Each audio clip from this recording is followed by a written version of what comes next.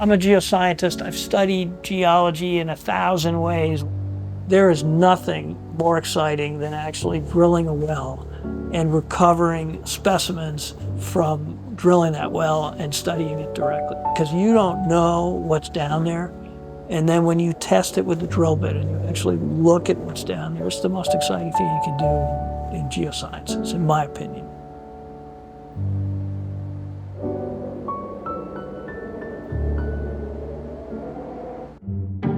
Methane hydrate is an ice lake solid. If you take natural gas, you combine it with water, you lower the temperature and you raise the pressure, it forms this substance that very much looks like snow or ice. So it's thought that 15% or more of the world's organic carbon is locked up in these methane hydrates. It's a dynamic carbon reservoir that is continually emitting methane into the oceans and potentially the atmosphere. There's been an enormous amount of attention in general on what's called the carbon cycle, and this is a key part of the carbon cycle. So we started this project more than 10 years ago, and I remember our team wrote a proposal, and we said we're going to go sample these things in the Gulf, and we're going to study the whole hydrate system. And the DOE came back and said, we don't think you can really necessarily do that. We want you to demonstrate the ability just to recover those samples. So in 2017, we went out there, we drilled a hole, and we sampled a hydrate interval, and we recovered those cores successfully. That gave DOE the confidence that we could design a larger expedition that would measure all these things, from the microbiology to the geochemistry, to measure the in situ pressure and temperature, to understand the whole hydrate system. This expedition couples scientists from geochemistry, pore water geochemistry, microbiology, slope stability, rock properties, all in a multidisciplinary effort to understand this system. In 2017, we recovered cores from 100 miles offshore and a mile beneath the ocean. We recovered those cores at pressure, and we brought them all the way back to here, what we call the Pressure Core Center at the University of Texas. This facility was designed on two principles: safety and stability, not only for our personnel, but for our pressure cores as well. We better get jackets on. Absolutely. Because it's pretty cold in there.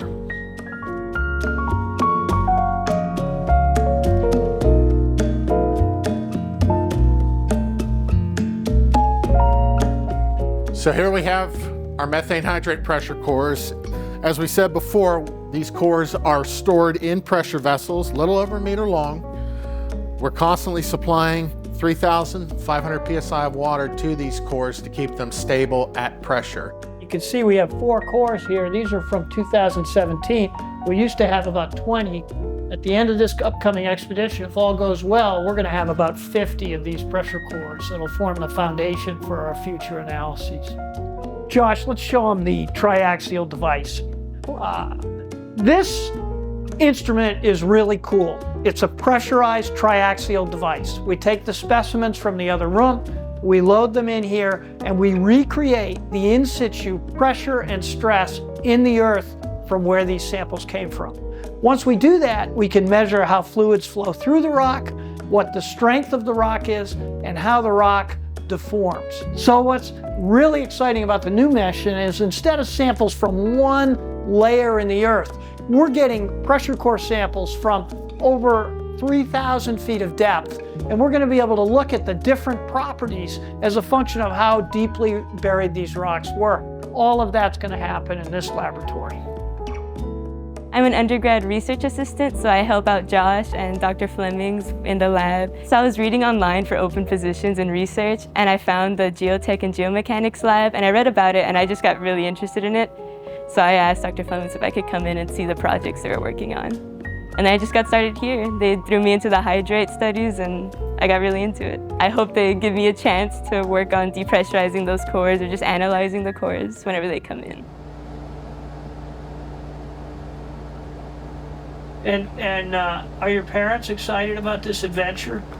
Oh yeah, my mom's a little scared, but they're happy, they're proud, I guess. Terrific. Today's a Friday. In theory, a week from today, we will fly to Houma, Louisiana, where we will then get in a helicopter and go offshore. As of today's current understanding of what the timing is.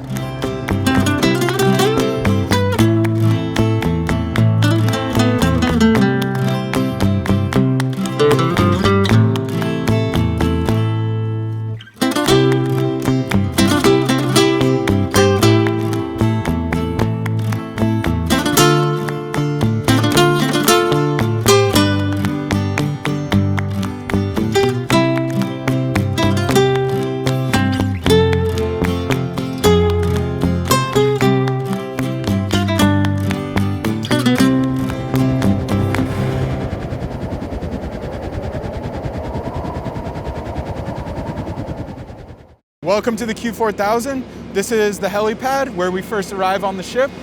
So right ahead of me, we have the drill floor where we drill our well and take our samples.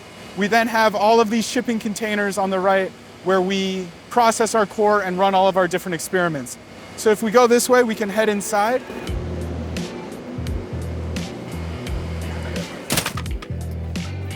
So this is inside where we have all of our offices and living quarters.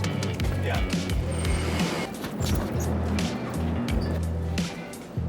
So now we're on the living quarters floor. People are sleeping at pretty much every hour of the day, so we have to be pretty quiet. And then here we have our crew mess where we get meals 4 times a day. And this is my room that I share with 3 other members of the science party. We each have our own bunk bed with curtains where we can kind of close ourselves off if we're sleeping. And this is where we've be living for the month.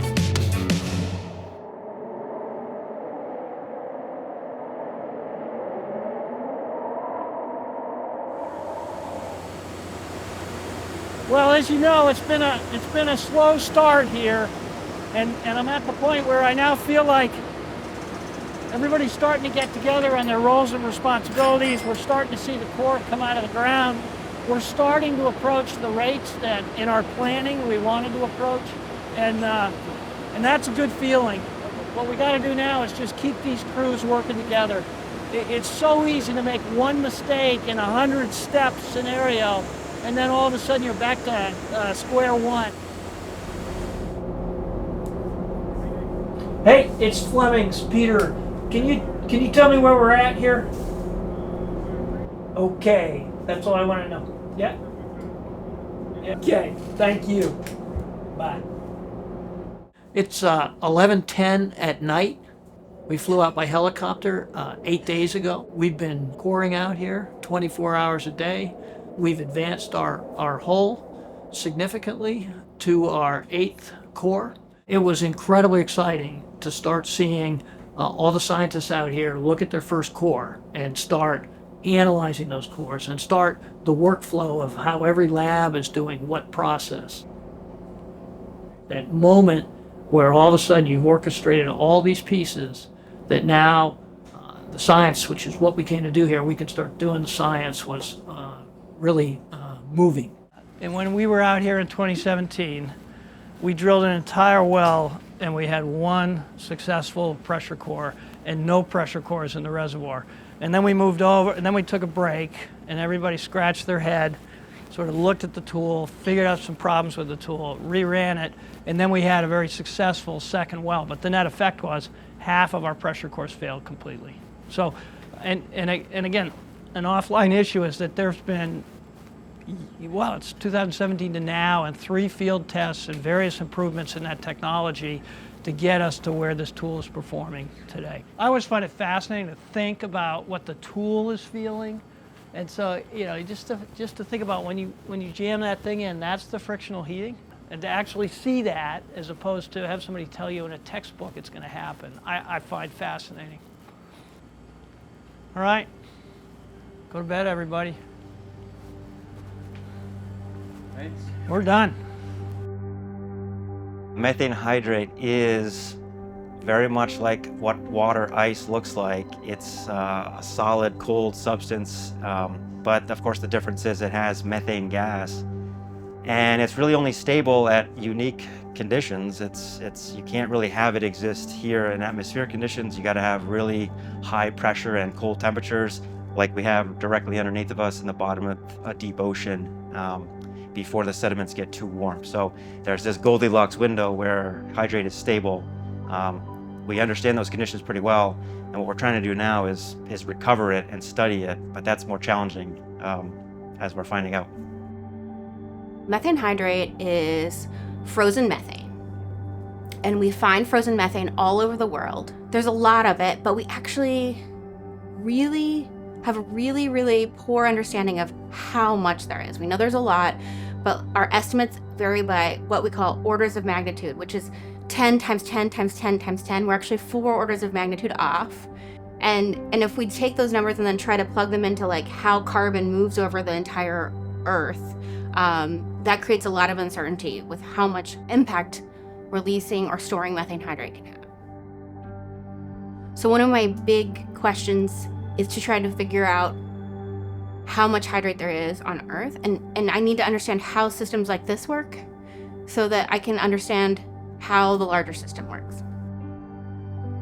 There was initially, in the history of hydrate research, there was a lot of excitement, I would say, or at least concern that hydrates could catastrophically destabilize and go right to the atmosphere and bring lots of methane to the atmosphere and warm the climate. In the last, I would say, 20 years easily, we've come to realize that most of that methane is probably going to get consumed in the ocean and become CO2, and very little of it would make it out to the atmosphere. And another kind of realization is that there's not a way to really destabilize a lot of it all at once. The most exciting part of marine geology is when you can go out and explore and get new information about the environment you're studying. And a lot of that can happen in the water column, it can happen on the seafloor, but when you get to go back through time, for me, that's the more exciting aspect. We can start to reconstruct how has the ocean changed through time. And to me, that's probably the most exciting thing. That's reason to be out here, is because we're expanding our knowledge by going back in time, potentially, and sort of reconstructing that. History is our challenge as sedimentologists. Let's try it, shall we? So what I'm going to try and do now is I'm going to explain how we collect our cores and get a complete section of the geology of interest below the seabed. I'm going to start with this relatively simple diagram. Let me quickly explain. This is the sea surface. This is the Q4000 drill rig. Down here is the seabed. The water depth in the location where we're drilling is about 6,000, so it's about 6,000 feet. And we're interested in the geology of the sediments and rocks beneath the sea floor. And we're interested in going down here about a further 3,000 feet. And what we're trying to do is we're trying to collect a sample all the way down from the seafloor down to 3,000 feet below the seafloor. And what we're trying to do is we're trying to collect the mud and rock in almost a continuous plastic tube over the depths of interest. As the core is penetrating through the formation, it is collecting the mud in exactly the correct order as it was laid down in geological time. Going on coring expeditions like this, which we've done for many, many years, all right, is a lot of fun, and if it wasn't fun, I wouldn't do it. Microorganisms are responsible for making the methane that ends up accumulating in these deep marine sediments. Some ways that microorganisms survive is under conditions where there is no oxygen, and some of those organisms make methane as a waste product which accumulates in the sediments. So they end up being buried in these sediments. They continue to be metabolically active, and as they do that, they produce methane that gradually accumulates. There may be millions of these organisms per a tiny gram of this material, maybe about the size that would fit on a dime or a quarter. However, and they're surviving, just barely surviving, but still in that survival process, they make methane that we're interested in. So our job here in this lab that's set up to study microbiology is to collect these microorganisms from the cores and preserve them in a way that microbiologists, including myself, can look at them later to study which organisms are present, how diverse their communities are, maybe even how they're alive and how to grow them. So most microbiologists do their work in a laboratory, maybe behind a computer a lot these days. But here we are, we get to be on this ship in the middle of the Gulf of Mexico, coring the sea floor. This is a very special opportunity for any microbiologist to be at the place where these samples are collected, working with a team of chemists and geologists to understand this very unique and very remote environment. And for us to get a hold of these samples is very special. They're rare samples that can tell us something about the microorganisms that make methane in these methane hydrates.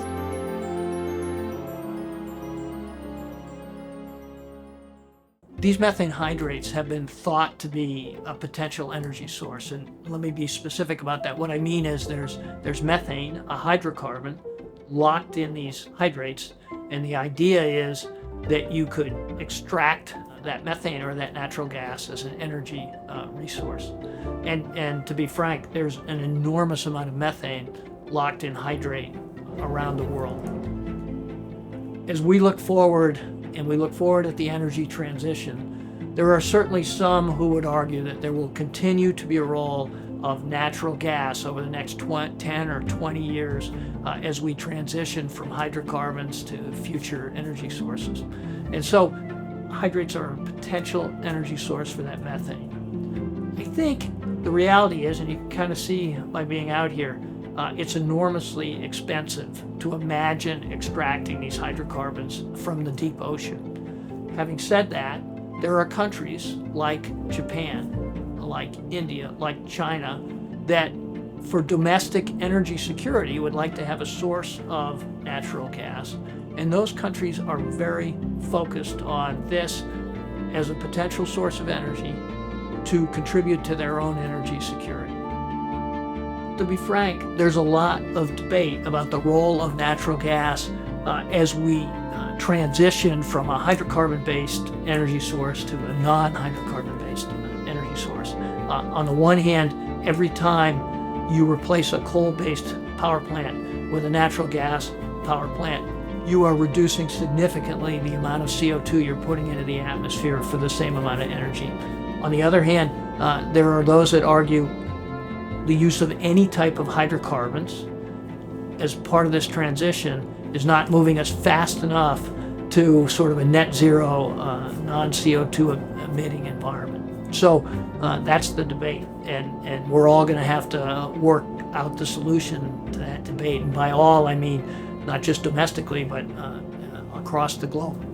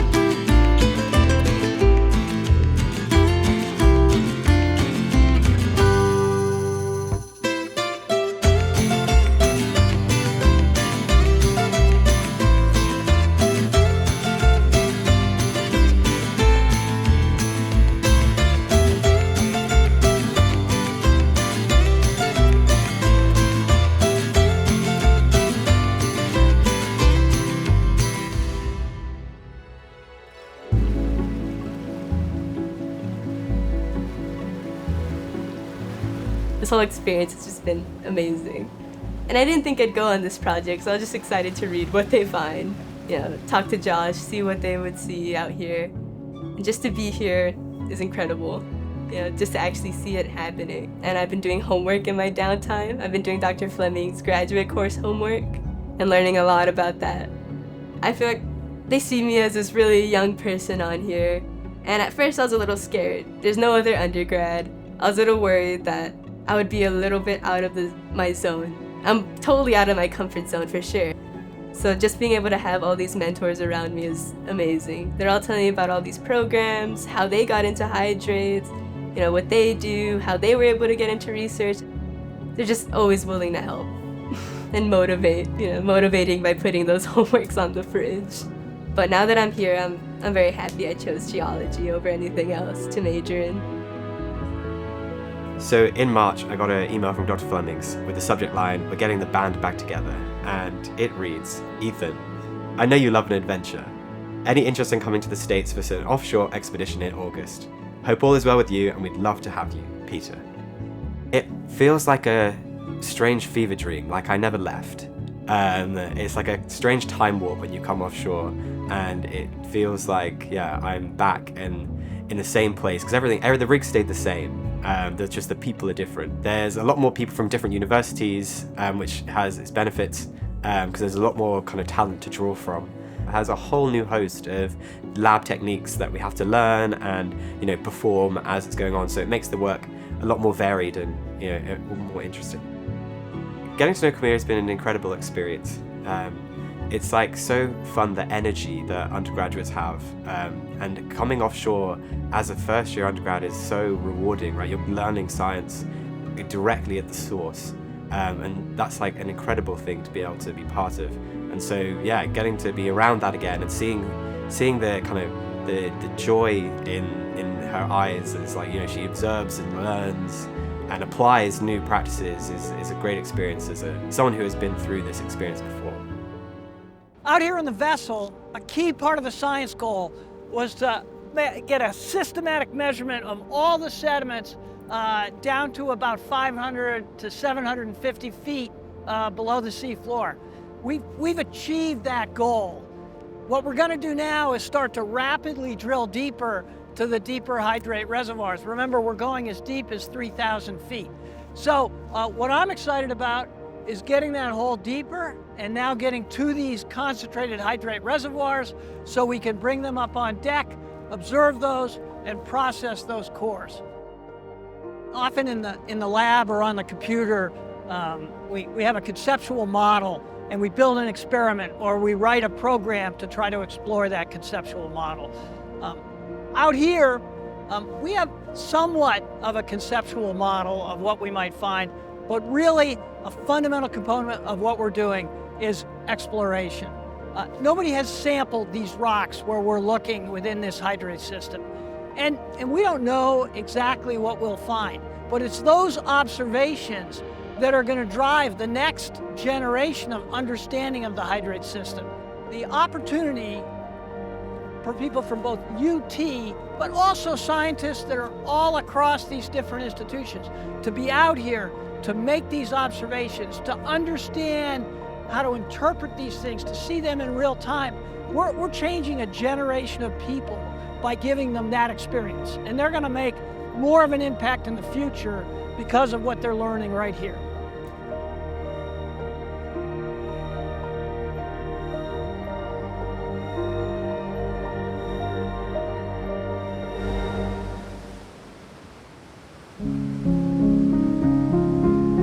I think people have different stereotypes. One stereotype is that an individual scientist will toil away in the laboratory, or they'll toil away deriving equations and make some discovery. And maybe a more modern view is that everything is multidisciplinary and you have to collaborate on all these different things or you're not going to advance the science.